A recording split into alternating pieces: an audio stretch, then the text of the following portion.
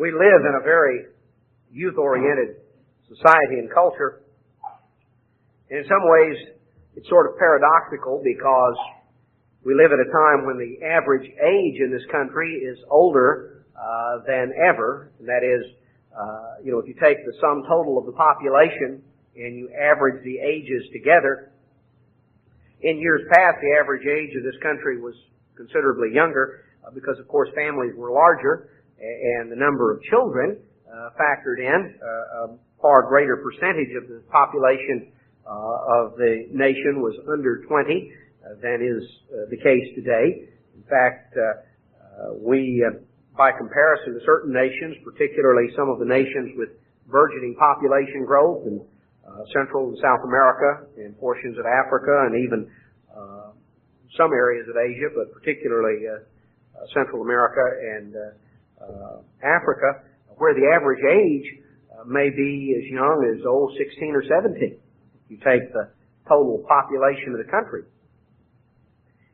Yet, at a time in decades past when the average age of this country was considerably younger, because the average age right now in the United States is somewhere in the mid-30s.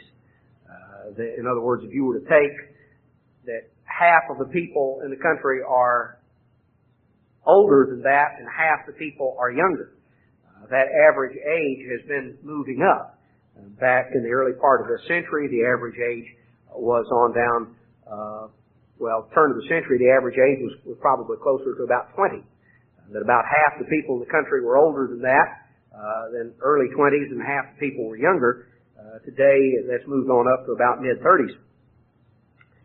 Yet, the paradox is that as the average age of this country has increased, and as there are more people, a greater percentage of people who are older, who are in what would be termed middle age and old age, as opposed to children and young adults, as that percentage has increased and as the percentage of those who are older has increased, yet we have paradoxically become more and more of a youth-oriented culture.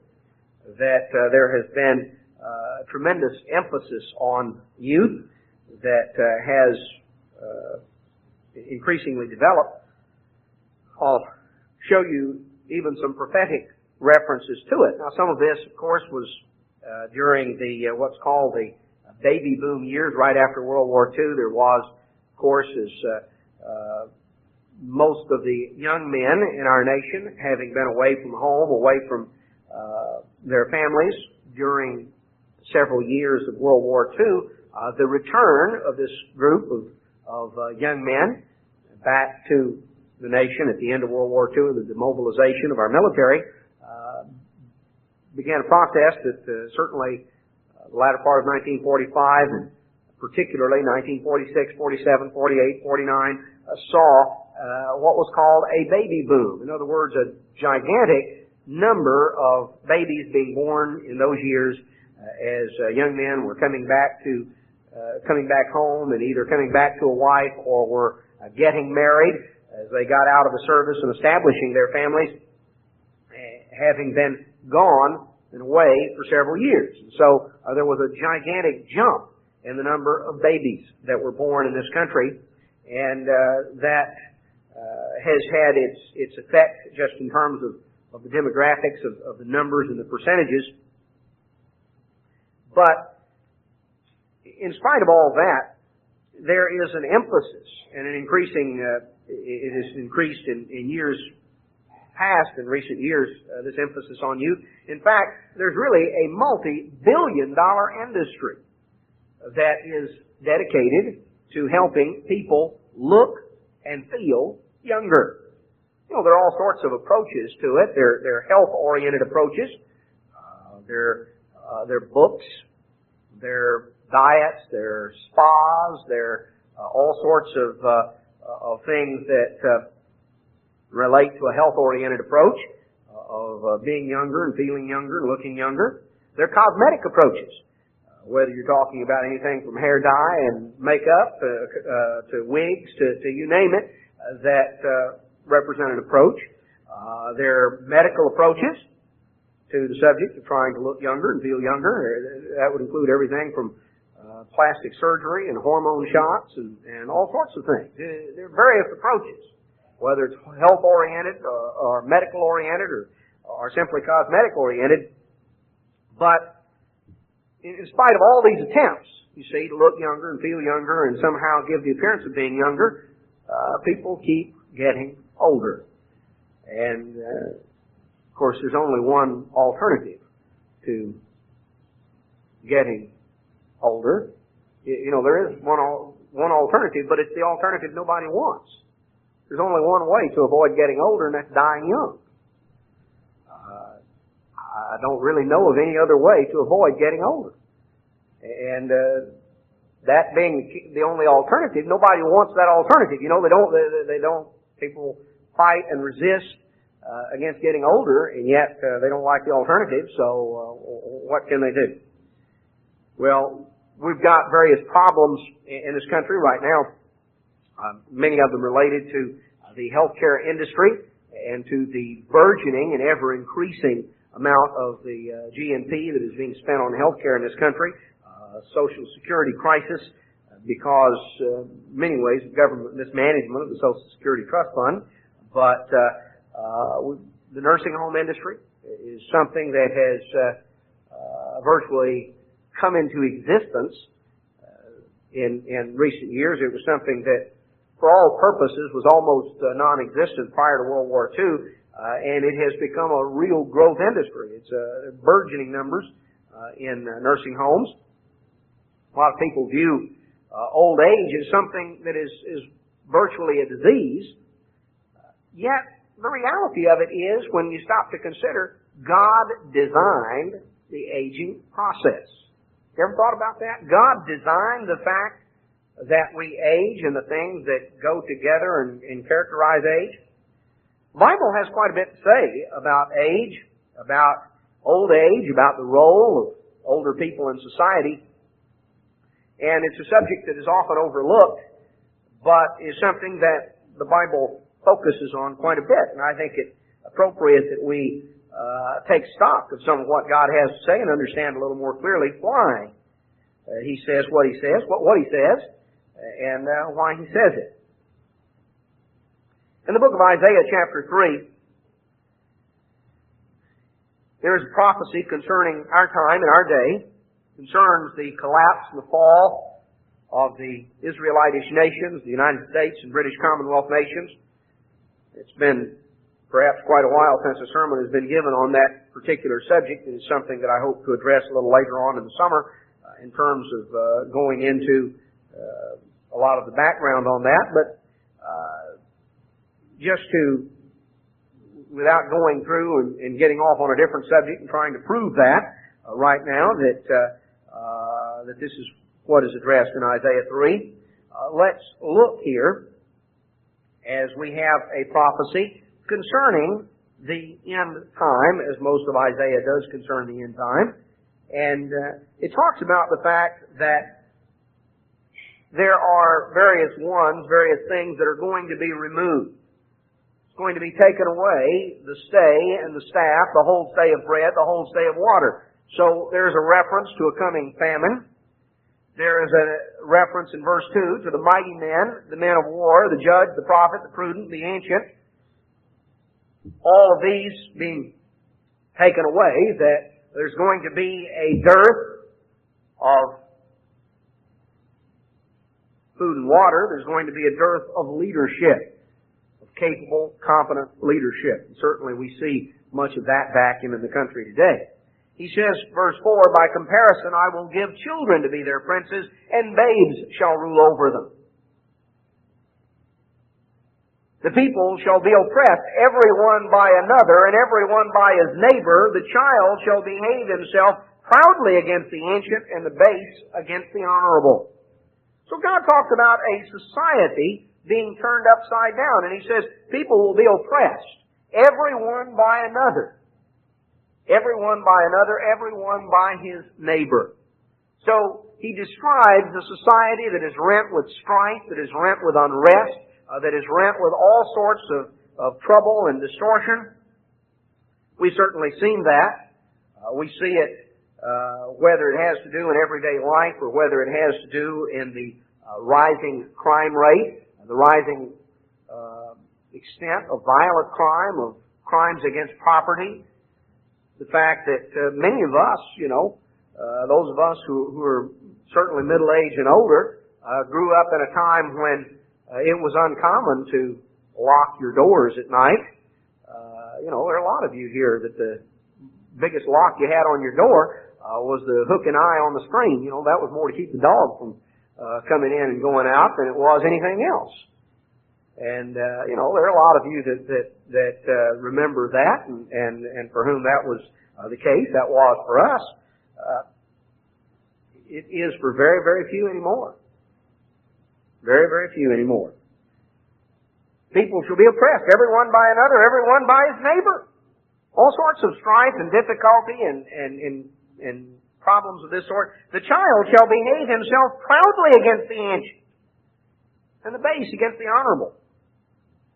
I think one of the greatest characteristics of our society in recent years has been the increasing level of disrespect that characterizes society. I talked with an individual who's been a school teacher for over 25 years, was talking with her, and just asked her the question, what is the biggest change you've noticed in your years of teaching? Now approaching 30 years of teaching, you've observed a lot over that period of time. What's the biggest difference you notice? And very quickly she responded that the biggest change that she noticed in her years of teaching was the level of respect, the attitude that was displayed by the students toward the teachers and toward those in authority. That there was a dramatic difference over the course of almost 3 decades in the level of respect that was shown. This is what it says, the child shall behave himself proudly against the ancient. So here is an attitude of disrespect toward those that are older. Ways of expressing themselves, just a whole attitude of respect and of deference to authority. One of the things that increasingly characterizes our age and our society. Now, there are various things that have contributed to that, and I don't have time to get off into all of them today. I've commented on some, even in recent sermons. Well, it goes through and talks about this dearth of leadership, the fact of people trying to. The time is going to come when people are trying to shove one another to the forefront. Nobody's going to want the job because they're going to see things falling apart. These verses partially have come about. We've seen a little bit of it, but there are things certainly left to happen. One of the things this year that made the presidential primary selection process a little different was that many, particularly in the Democratic Party, many of the leaders all hesitated to get into the race. They were a little bit hesitant to get in because nobody was sure what was going to happen, and they figured that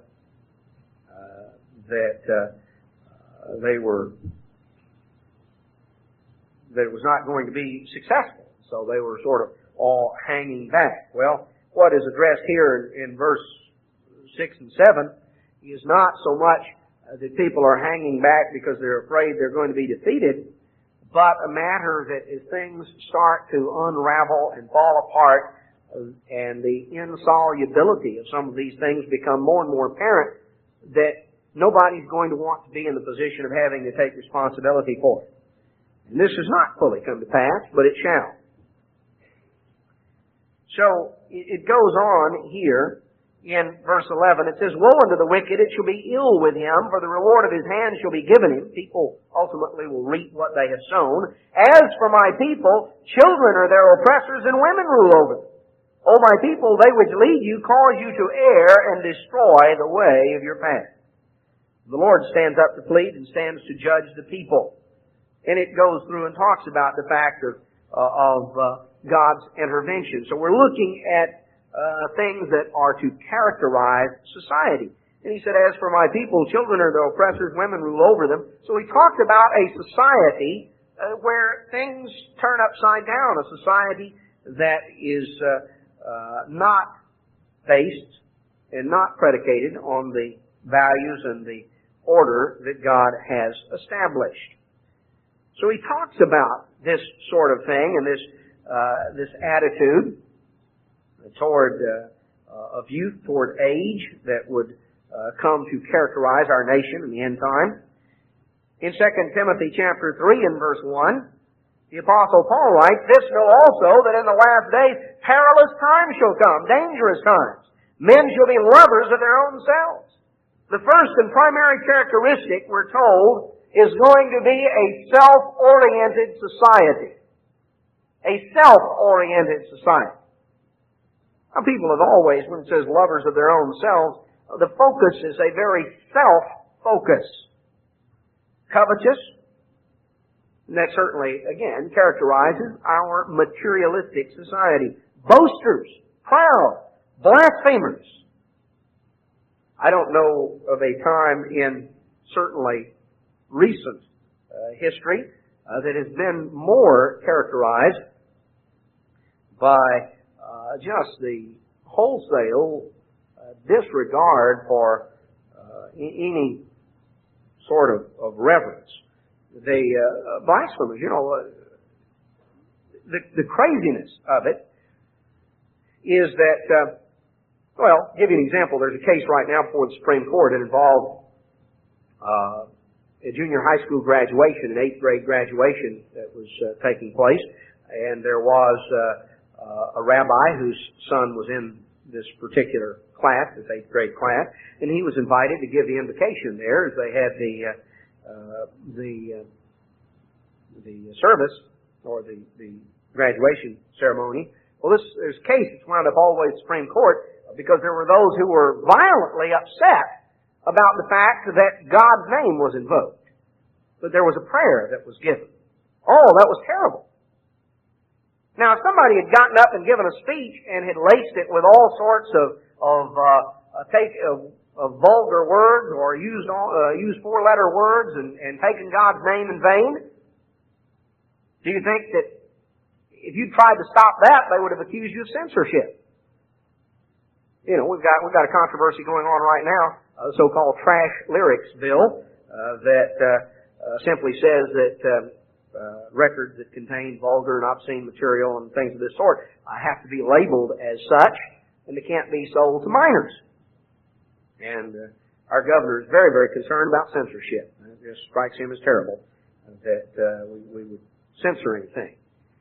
And, of course, the truth of the matter is all sorts of things are restricted to minors. You can't sell alcohol and cigarettes to them, at least not legally. There's certain movies that they're not supposed to be able to go in and see, again, not legally. Certain things, you're not admitted without a parent or guardian unless you are above a certain age. And they're labeled. But we're, real concerned about not censoring anything.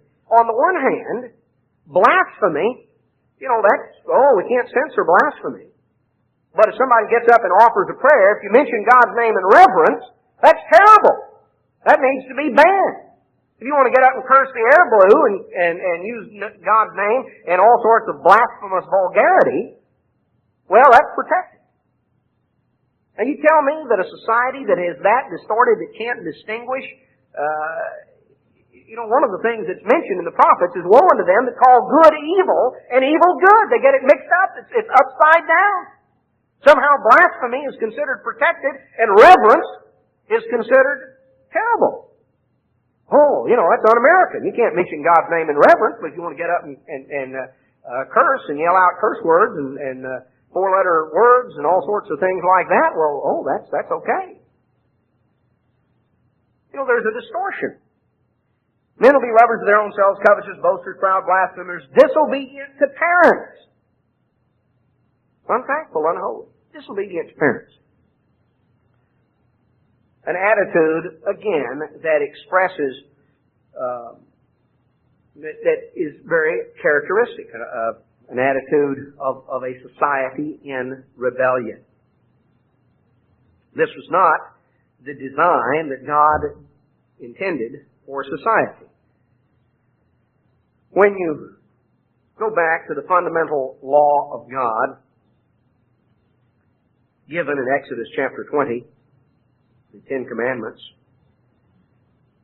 God introduces Himself in the first commandment that He is the eternal God. He is the one that delivered His people, and they were to have no gods before Him. Nothing was to come before Him.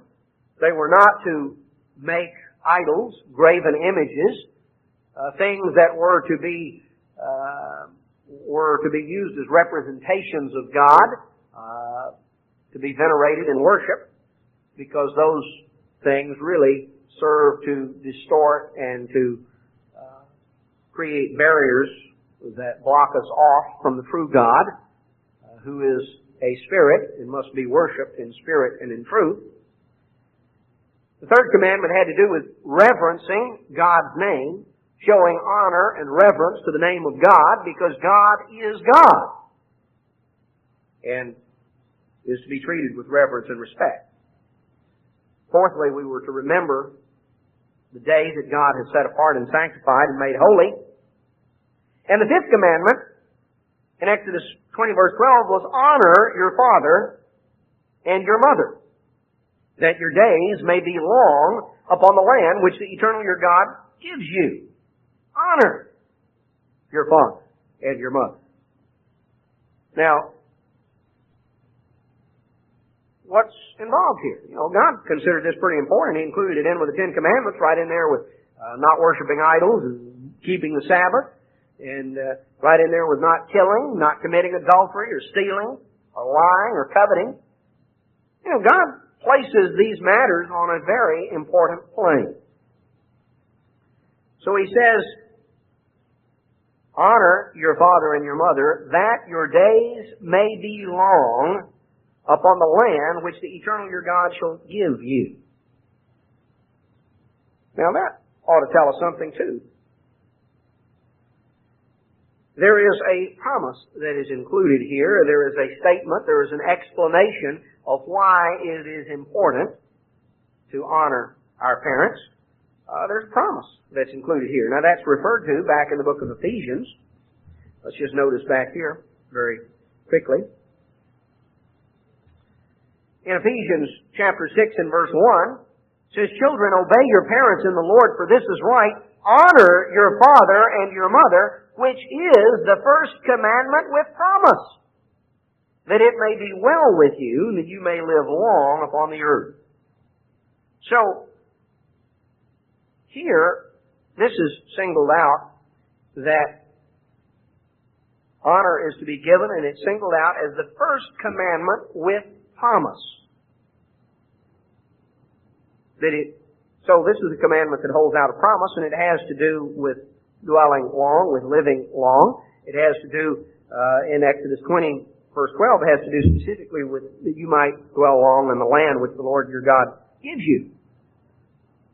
A society that is based upon honor and respect is a society that has stability and that will endure. You see, that's the bottom line of it. A society that's based on respect and honor has stability. A society that's stable has a basis of enduring. It has the basis of lasting. A society based on disrespect is a society that will turn inward upon itself. A society that will simply destroy itself. A society that has a self-destruct mechanism. You know, that will turn inward, and in effect the society will eat and devour itself.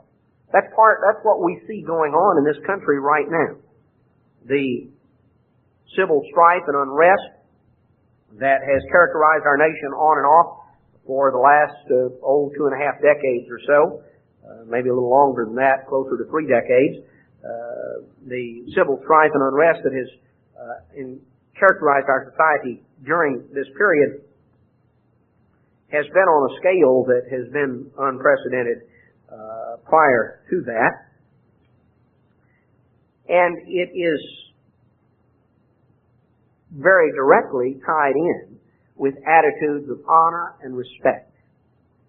Now, The family is the starting place. You see the first authority figures to which a child is introduced.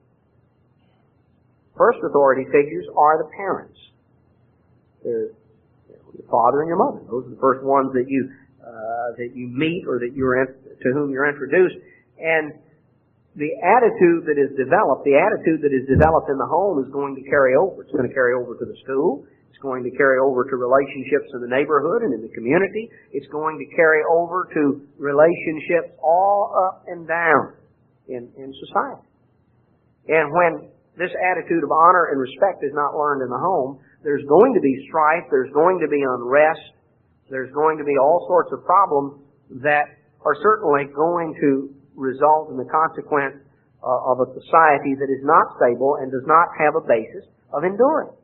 So when God said, honor your father and your mother, that your days may be long upon the land which the Lord your God gives you, He is holding out the fact that the key to a society that will endure, the key for a society that will endure is a society that is based upon respect and honor. Because when that is destroyed, when that doesn't exist, the whole basis of people being able to live together in any sort of way, in any sort of way that's peaceful, that's harmonious, is destroyed. Because when there is a lack of respect, it carries through in every sort of way.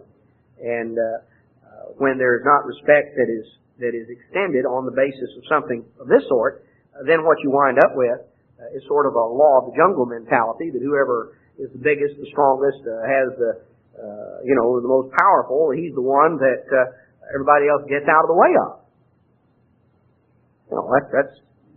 That's the law of the jungle. That's the way savage animals are. The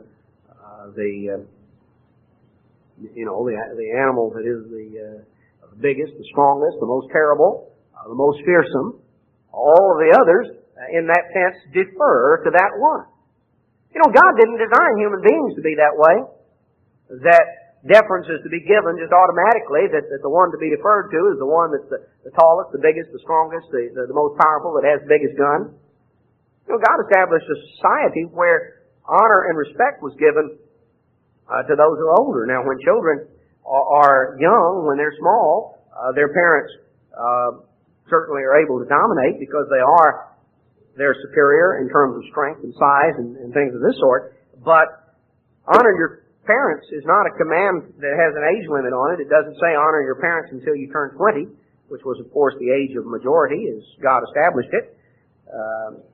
In ancient Israel, they were not counted in the census as adults until those who were counted in the census as adults were those who were 20 years old and upward. But the fifth commandment doesn't have an age limit on it. It doesn't say honor your parents until you turn 20, then spit in their eye. It didn't say that at all.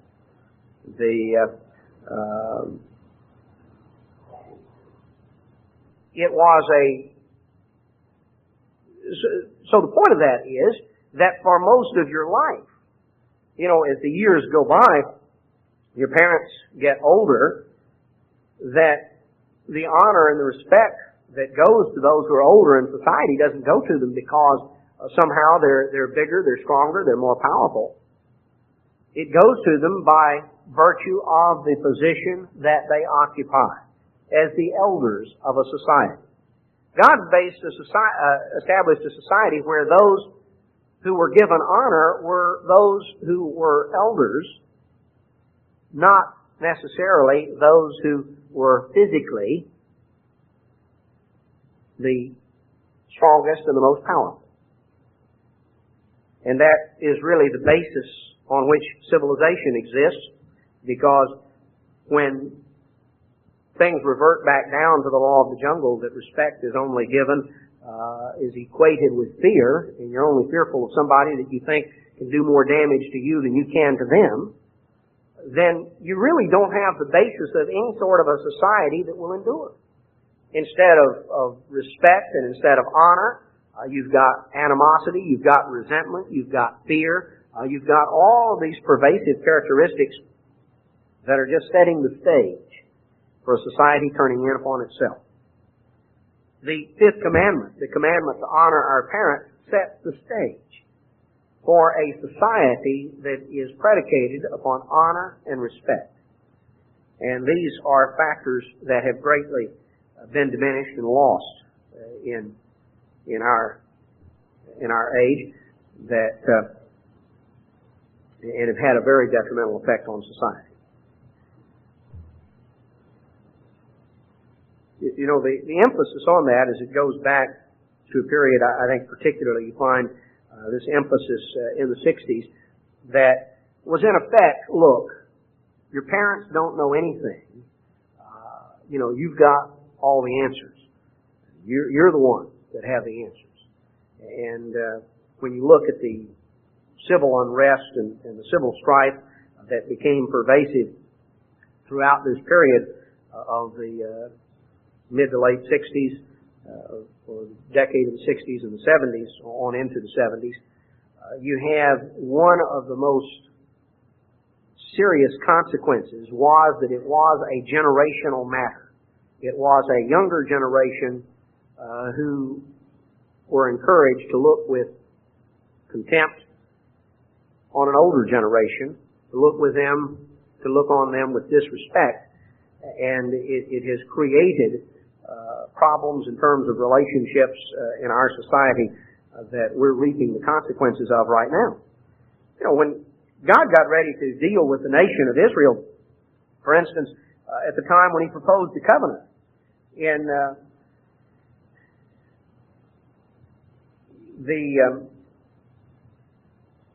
whether it's in the book of Exodus, when God got ready to propose the covenant with Israel in Exodus 19:7, Moses came and he called for the elders of the people. And he laid before their faces all the words which the Lord commanded. He called for the elders of the people. He called for those who were older and who were looked to in a leadership capacity. And this was certainly an important attribute and characteristic, because by virtue of age and experience, those who were considered the elders of society were considered as, to a great extent, responsible. Deuteronomy 31:28. Moses said, "Gather unto me all the elders of your tribes and your officers, that I may speak these words in their ears, and call heaven and earth to record against them." Gather to me all the elders of your tribes. Here were those who were older, those who were in that sense responsible.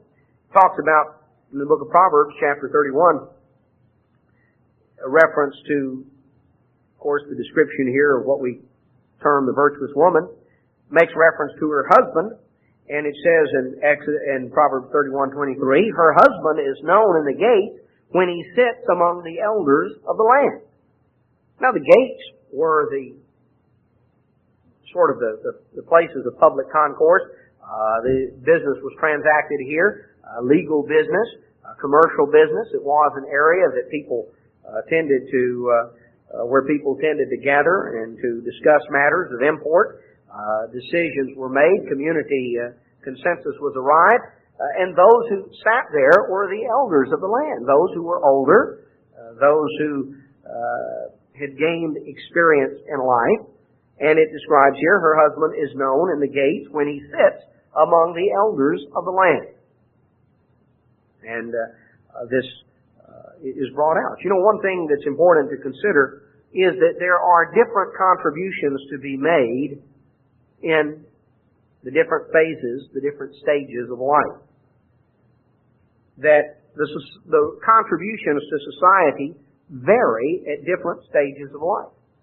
And there are periods of transition that we go through as human beings, and part of the problem, part of the dissatisfaction that many times arises is people do not properly value the contributions that can be made at different points, different periods in our life.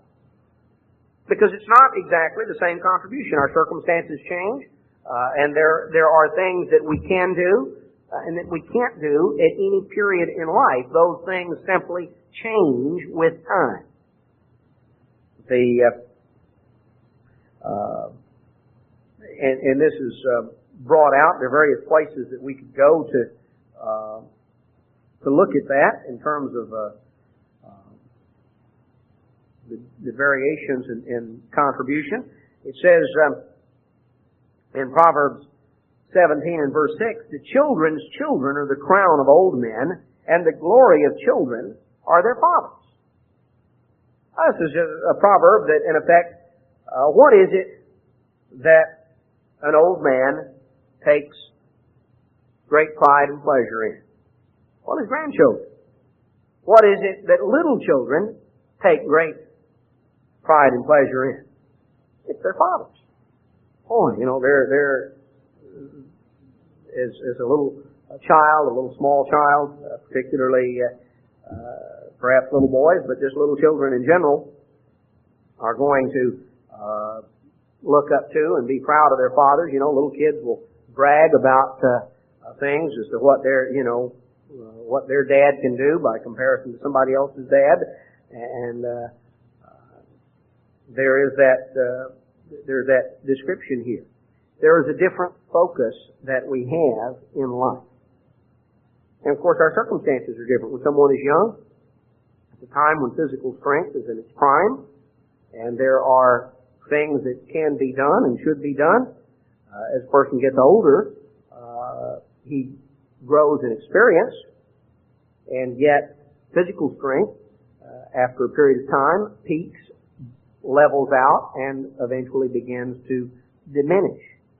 But experience and lessons that are learned continue to grow and to increase. And there are differences in terms of what we're able to do and what we're able to contribute. Paul addresses that in the book of Titus, chapter 2, where he talks about establishment of society, and he said, here is Paul addressed Titus, he said, you speak the things which are conducive to sound doctrine. That the aged men, the older men, be sober, grave, temperate, sound in faith, and love, and in patience.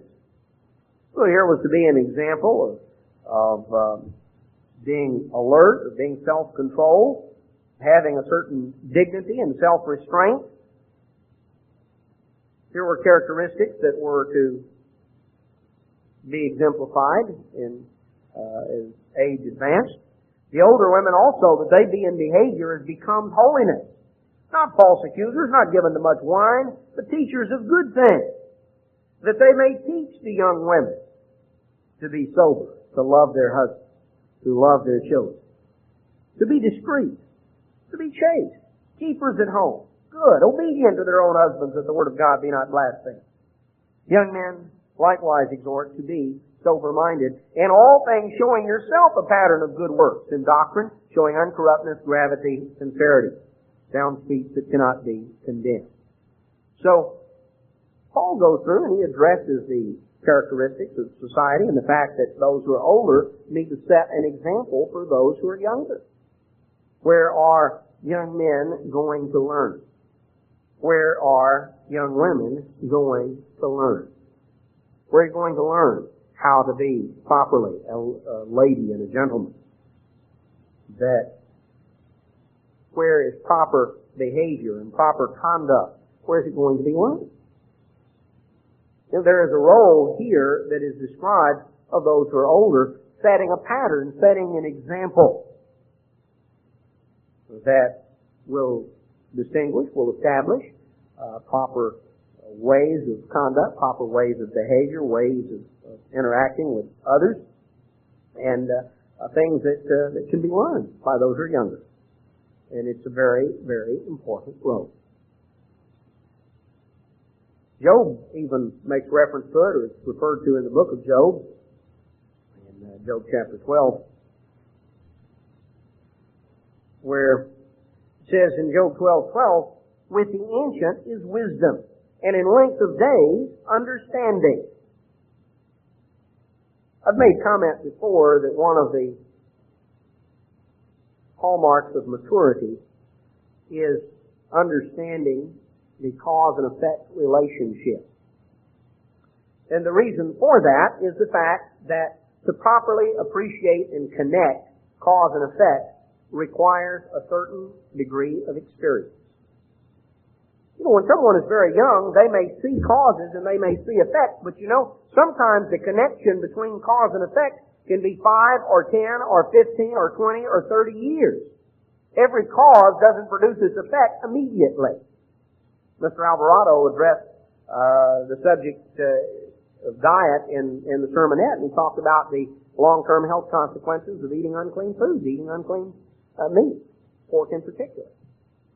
Now, certain foods, particularly certain plants, people are aware that's poison.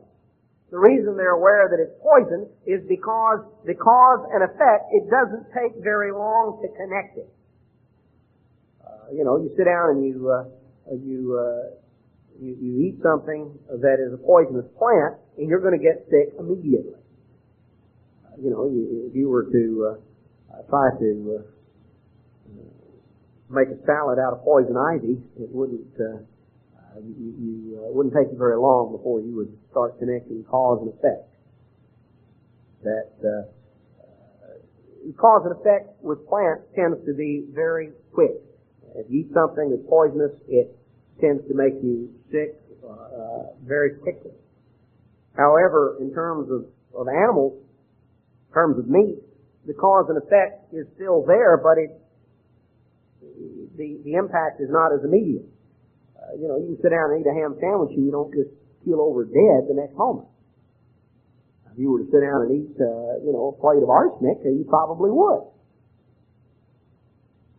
You see, many effects are connected with their cause only over a period of time.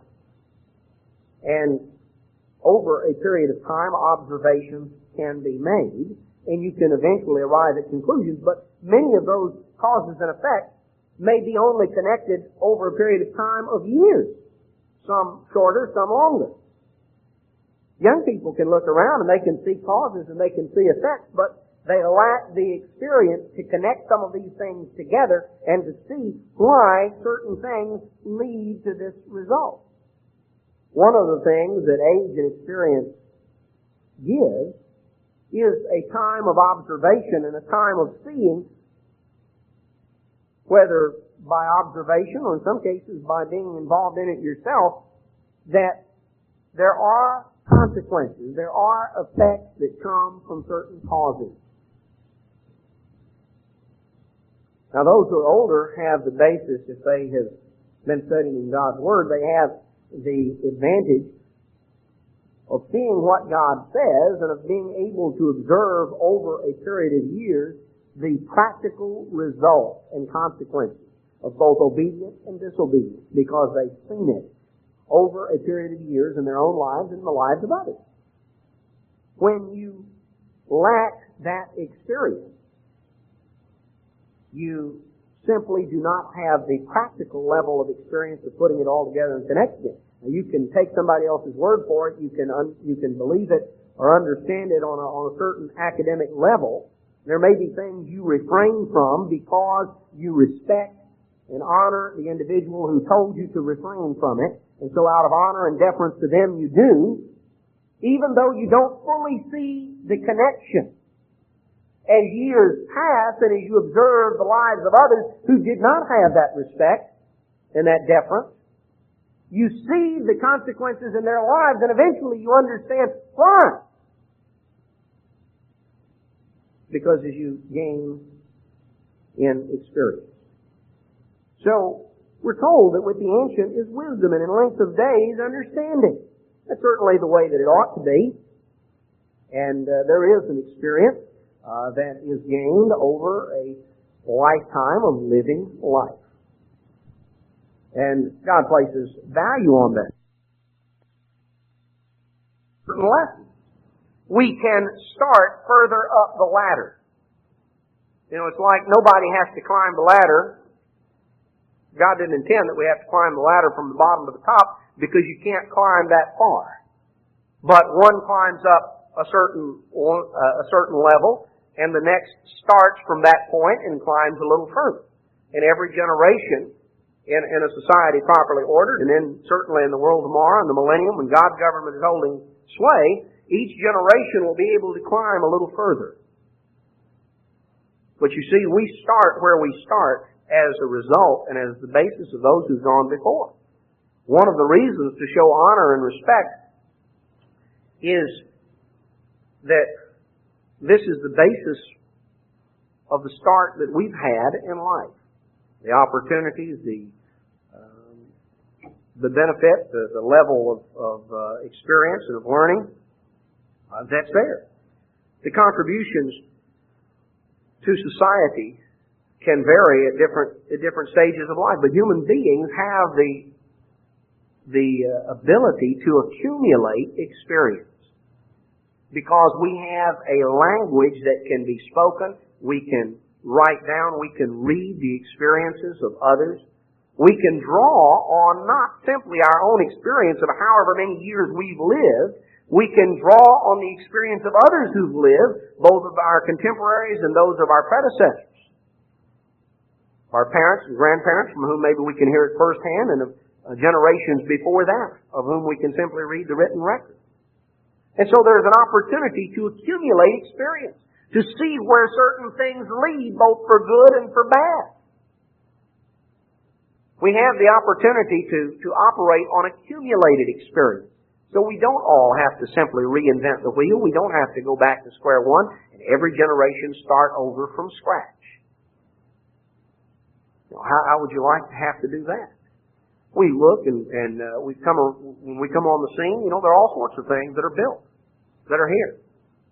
There are buildings that are built, there are homes, there are roads, there are inventions, and automobiles, all sorts of things we take for granted. We weren't simply dropped down in the middle of a prairie or the middle of a jungle or the middle of something cut off from every other human invention. No, everything is built on something else. Somebody built what we see. They came on the scene and they had certain things and they started from where they were and they built more. And it is a cumulative matter. Now let's look a little bit about God's design for old age. Why did God design something such as the aging process? Because the aging process is certainly that's something that we go through, that we experience. Why did God design it that way? He could have designed things different ways that are vastly different. But this is what God has designed. One of the things that we often think of in connection of old age, one of the things that is most commonly noticed and associated with getting older has to do with our hair changing its color. Going gray, going white. Now, just stop and think about that for a minute. God could have designed various things. That's the way He designed it to be. I understand some people, gray more quickly. Some start graying earlier. Some go completely white with their hair. Others may have very little left to go white. Some people gray much less than others do. I understand that. But traditionally, one of the things that is associated most frequently with getting older has to do with a change of hair color. Now, why is that what changes? God didn't make your skin color to change. Didn't make your eye color to where that changes. Various other things. He could have designed different things that would change, but He made the hair to change, and it changes in a particular direction. It doesn't start off, start changing color to suddenly get red or to get black or to get brown. Now, I know sometimes it does, but that's not as a result of something God has done. But in Proverbs 16:31 it says, "The hoary head," which means the white head, white hair, "is a crown of glory if it be found in the way of righteousness." A hoary head is a crown of glory if it be found in the way of righteousness. Now here it is talking about the fact of someone who is older, who has white hair, and it says that that should be looked upon as a crown of glory if it's found in the way of righteousness. If here's a person who has accumulated wisdom who has accumulated experience, who is living a godly life and setting a godly example, that those years of living and of experience are something that ought to be honored, and to see someone who has lived and has survived that time and is found in the way of righteousness is setting a right and a positive example, that white hair ought to be looked upon as a crown of glory. That's something of honor. Now, why is that? Again, why white hair? Why did God pick out white hair? I mean, you know, He could have picked out some other color. If He wanted to make your hair change color as a sign of aging, He could have picked out some other color combination, you know, that it all started off one color and changed to something else. But He picked out that people might start off in life and they start out with hair that is black or brown or red or blonde, and they start out with various colors early in life. But the tendency among all nationalities, all races, is the fact that it all heads in the same direction. Now, that's sort of interesting when you think about it, that God designed it that way. He built in a lot of variation and variety in human beings in a variety of different ways. But in terms of the color of hair, that is something that as people grow older, there is a greater similarity. They grow more similar in that way. Now, one thing that ties in with that, I think something sort of interesting, is found back in Daniel chapter 7 and verse 9. Daniel says, I beheld till the thrones were cast down, picturing here the overthrow of the beast's power, and the Ancient of Days did sit, whose garment was white as snow, and the hair of his head like the pure wool. His throne was like a fiery flame, and his wheels as burning fire. Now here it pictures the establishment of the kingdom of God, and God is called here the Ancient of Days. The Ancient of Days, and it talks about the head of his hair like pure wool. Now what does that mean? Well, specifically it's a reference to color. That's made plain back in Revelation chapter 1 and verse 14, where it refers here to Jesus Christ. In glory, it says, His head and His hairs were white like wool, as white as snow, and His eyes were as a flame of fire. So it describes God the Father and Jesus Christ as having hair that's white like wool, as white as snow. You know, isn't it interesting that one of the things that God designed as a physical sign of the aging process is that we take on outwardly a characteristic that more and more resembles the appearance of God. Now, what's taking place outwardly, physically, was designed as an outward reminder of what ought to be taking place inwardly, because all you have to do is live long enough and the aging process will take place. But there's something that ought to take place inwardly as we grow older, because as we grow older, we ought to become more like God, regardless of how we started out in life, where we started out, that we all start out at different places, but we ought to grow in a direction that takes us toward God. And God even designed something in the physical creation. That's something that animals don't go through in the same way. Oh, I know, a dog or a horse or various animals may show a little bit of gray or white around their muzzle, but that's not. There's not a complete change of color that takes place that as is characteristic very often with human beings if they live long enough. So here's something that God designed. It's just a little minor thing, you can say, in the overall scheme of things, but I think there is something there for us to learn.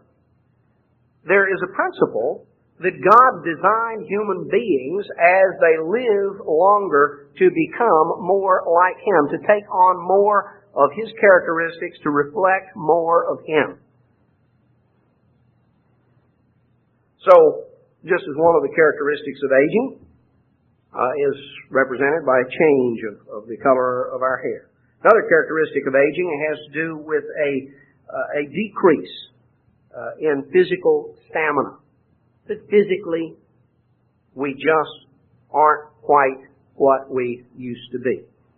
Physical stamina and physical life were designed as temporary. And God designed it in that there's an aging process, that physical strength decreases. You know, physical strength and size grows, it reaches a peak, it levels out, and eventually it begins to decrease. And I understand that diet and exercise and various things can certainly make us more healthy and can sustain physical energy levels better for a longer period of time. And that's right and appropriate to be careful of your diet and to try to take care of ourselves in that way. But I don't care how good your diet is, and I don't care how much you exercise, you're not going to maintain yourself at the peak where you were when you were 25 or 30. You just simply not. There comes a point when you may be in better physical shape than somebody else at your age. You may even be in better physical shape than some who are younger, because you take care of yourself and try to follow God's laws of health. But as we get older, there is going to be a decrease in physical stamina, because physical life was designed as temporary. Physical life is not the ultimate. And that's, of course, sometimes hard for young people to see and to realize that physical life is not the ultimate. But you see, when you look at earlier periods of life, you know, those of you who are teenagers, was age 3 the ultimate? You know, little 3-year-old boy, he can be having a great time. He's sitting down there and he's making all these sounds and he's running his little truck around the floor and he's making all sorts of car sounds and he's really having a great time. Is that the ultimate? And you look at that and say, boy, you know, it just doesn't get any better. Everything is downhill from there. You want to go back? You like to be 3 again? Well, you know, every age has its advantages and disadvantages. And we ought to enjoy every point in our journey where we are, just like as our kids grow up, that whatever age they are is an age to enjoy them and to appreciate them and to value that age, because that age, the one thing you can say about it, that's temporary, it won't last, it's not going to endure, time will go on. They'll get older. We're told in Psalm 90 here in verse 4, "For 1,000 years in your sight are but as yesterday when it is past, as a watch in the night." On down in verse 10, "The days of our years are 70, about 70. And if by reason of strength they be 80, be 80, yet is their strength labor and sorrow, for it's soon cut off and we fly away." Verse 12, "So teach us to number our days, that we may apply our hearts unto wisdom."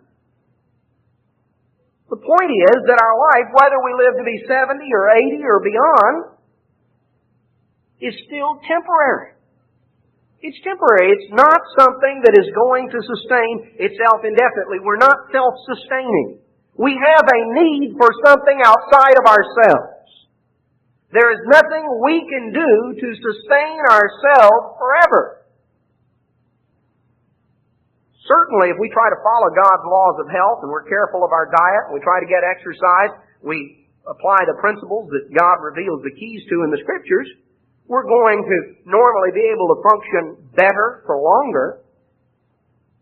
But no matter how perfectly we observe these principles, that's not a permanent solution. We grow older. We lose a certain level of stamina and strength. And ultimately we come to realize, as we look back over a period of 70 or 80 or even 90 or 100 years, that our life is like a flower. It's here, it blooms, and it fades. It's gone. It's like a breath. It's here, and it's gone. There is a need for something that comes from a source beyond us. We don't have the ability to sustain ourselves indefinitely. We're dependent upon the air that we breathe, the food and the water that we take in. You know, a matter of minutes without air, a matter of days without food and water. And this physical life simply ceases. And even with all those things, there is a physical downturn that is taken, an aging, and eventually death. And no amount of scientific progress is going to grant man eternal life. Physical stamina and life were designed to be temporary. And as a person gets older in life and begins to realize that, there should come with it an increasing awareness of our need for God and for what only God can supply. A perspective on life that focuses on what we need that comes from a source outside of ourselves.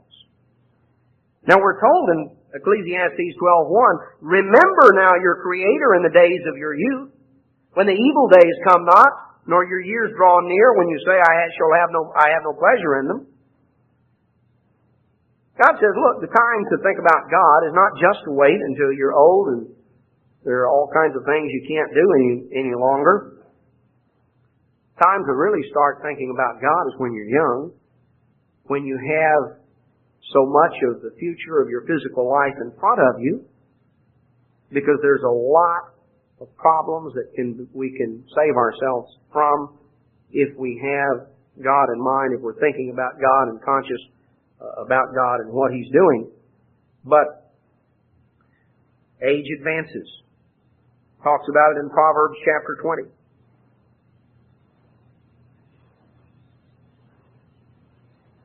Proverbs chapter 20 and verse 9, it says, the glory, verse 29, Proverbs 20, the glory of young men is their strength, and the beauty of old men is the gray head. You know, the glory of young men is their strength. That's what a young man glories in. He's proud of his strength, and there's God has sort of built that in. You know, even young boys, haven't even. You look at them, be 8, 9, 10 years old. Here they are trying to make muscles and look at themselves in the mirror and see how strong they are.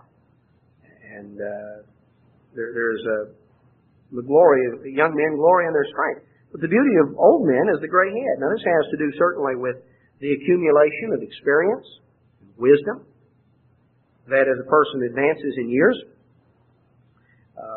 that physical strength and stamina will eventually fade. It won't be what it was at its peak. But there is an accumulation of wisdom and of experience. And as Mr. Takachi's made the statement, it's not just a matter of working harder, it's a matter of working smarter. And a lot of times that's the reason that those who are older, who've gained some experience, can do some things that they've learned how to work a little smarter. And that's important because there is an accumulation of wisdom and of experience that ought to be there. But physical stamina is not designed as something that is permanent. It talks about in Job chapter 5 and verse 26.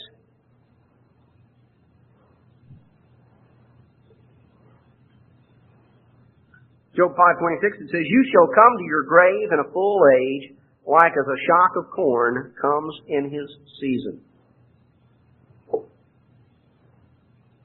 You come to your grave in a full age. This was what was intended as the conclusion of the matter. Physical life was designed by its very nature to be temporary.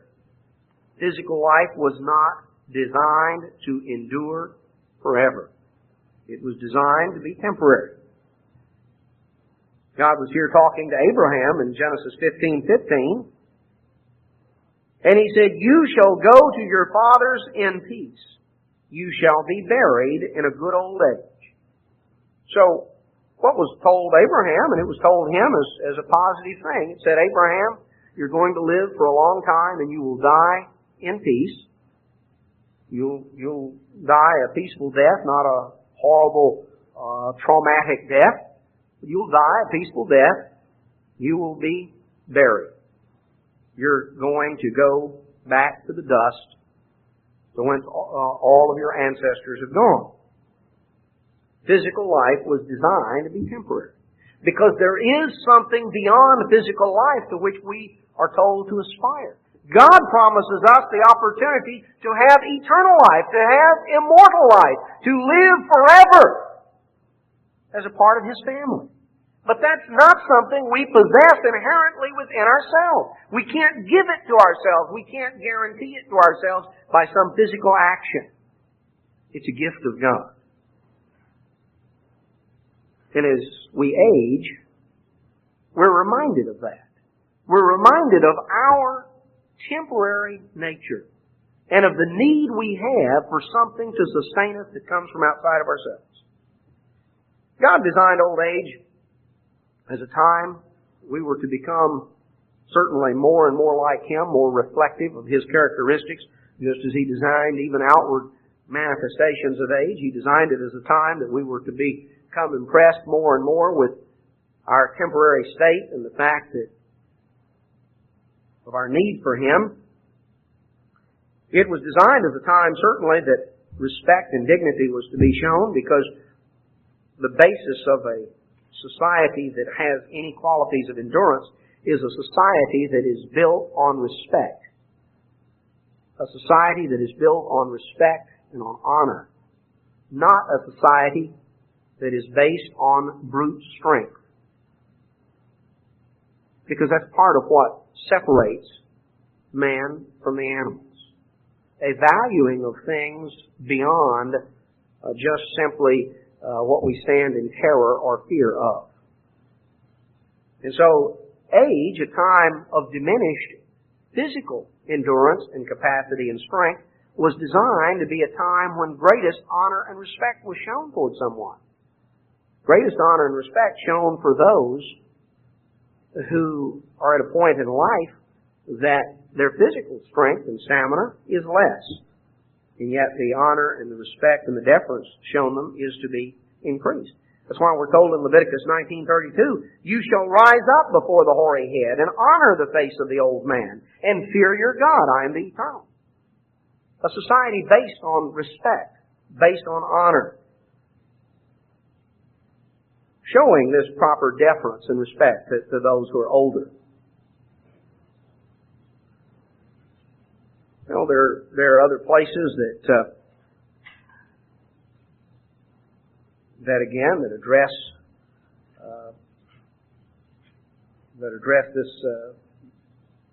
this subject. We find in Job 32 verse 4 that Elihu had waited till Job had spoken because they were elder than he.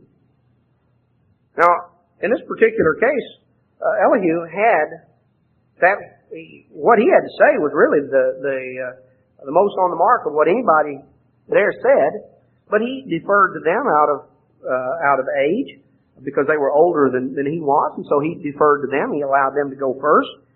He didn't come in as some young smart aleck know-it-all, but had an attitude of respect and of deference. In Proverbs chapter 23, in verse 22, it says, hearken unto your father that begat you, and despise not your mother when she's old. You know, listen. This is addressing even those who have grown older. It says, despise not your mother when she's old. Not just a matter of when you're a little child and she is a young woman, but there is to be a respect and a regard that carries on into old age, and that is a very, very important part of a society that has any enduring qualities. The relationship that we have certainly changes. We're no longer, as we become adults, we're no longer little children living there, being provided for and living under the the roof of and under all of the rules of the parent. But there is to be a respect and an honor and a regard and esteem that is shown. It says in 1 Timothy chapter 5 and verse 1, "Rebuke not an elder, but entreat him as a father, and the younger men as brethren, the elder women as mothers, and the younger as sisters, with all purity." Then it goes on and says, "If any widow have children, or grandchildren, as it should properly read, let them learn first to show piety at home, to requite their parents what is good and acceptable before God. She that's a widow indeed and trusts in desolate, trusts God and continues in supplications and prayers day and night." Verse 8, it says, "If any provide not for his own, especially those of his own household, his own kindred, he's denied the faith and is worse than an infidel." It's talking here of relationships with those who are older. It talks about just people in general, that we should show respect and honor and deference when we address older people. Someone's old enough to be our father, we ought to entreat him as a father. We ought to show respect in that way. And, that's something that has been characteristic, certainly, I think, of our section of the country, perhaps more than most, is matters of polite respect, of using titles of respect before a person's first name, yes sir or yes ma'am. Outward signs of respect, of civility, that are appropriate and proper. It's a custom that is certainly godly based, in that it has to do with a matter of showing outward deference and respect to those who are older. And so it talks about that as we talk to older people, to entreat them as we would a father or a mother, to show a respect that is due age. Then Timothy was told to show special honor to those who are widows. But he's told that if a widow has children or grandchildren, that they need to take primary responsibility for taking care of an elderly parent. And that a widow who is desolate, who does not have family, has to trust God. And he talks about the fact down in verse 16, "If a man or woman that believes have widows, let them relieve them, and let not the church be charged, that it may relieve them that are widows indeed." So in reference to the church giving financial assistance to those who are widows, those who are elderly, the instruction was that this should normally only be given when there are no family members to provide it, because if there's family there is a primary responsibility that they have.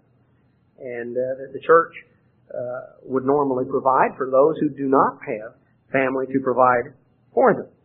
And that it is a family responsibility, first and foremost, that ought to be there, and that ought to be understood and valued, because it's an opportunity to show honor, to be able to help out and to do those things. And that's why we're told, we don't provide for our own if we're careless and indifferent toward our own and those who are our relatives. Then in effect we really deny the faith. We're not living the Christian life if we have an indifferent attitude and are unwilling to provide for those who are our family. Now, sometimes there are circumstances where individuals are unable to do certain things, at least beyond a certain level. We have our limitations, and God's not talking about, He's not talking about unable, He's talking about unwilling. Well, there are many places that we could go, but let's just notice a little bit. We see that age is designed as a time that carries certain outward manifestations. It certainly is a time to become more like God. It's a time that we were designed to become more conscious of our need for God. It is a time for respect and for dignity. And the description we have in the prophets of the time when the kingdom of God will hold sway on the earth reflects a society that is far different than the society of today. In Jeremiah chapter 31 and verse 11, it says, "The Eternal has redeemed Jacob and ransomed him from the hand of him that was stronger than he. Talking about when Christ returns and our people are brought back from captivity. Therefore they'll come and sing in the height of Zion. They'll flow together to the goodness of the Lord, for wheat and for wine and for oil and for the young of the flock and of the herd. And their souls shall be as a watered garden, and they shall not sorrow any more at all. Then shall the virgin rejoice in the dance, both young men and old together. For I'll turn their mourning into joy and will comfort them and make them rejoice from their sorrow. Here it describes a society that has unity. It talks about people, young and old, rejoicing together, and it talks about, in our culture again, music has become a very divisive factor along generational lines. Music has become a divisive factor in our culture, in our society. God never intended it to be such.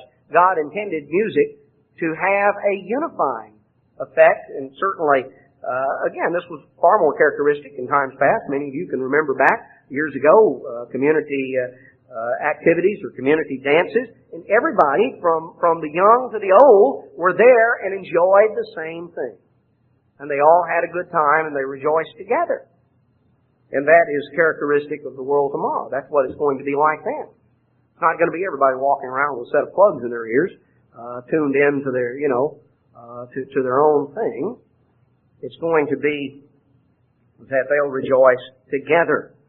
Young men and old together. Psalm 148